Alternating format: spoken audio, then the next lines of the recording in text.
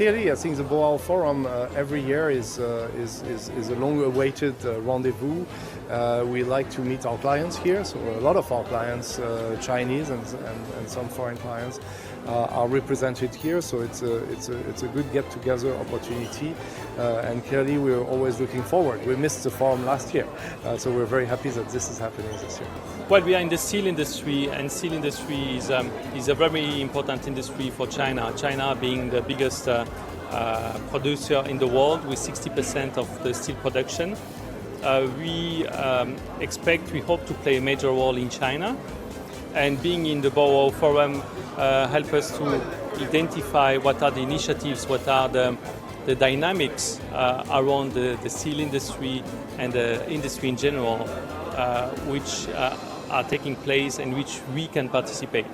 We are more than happy to participate to digitalization, and we had the chance to discuss about that. We are happy to participate to the decarbonization, and there were a lot of discussion about that as well.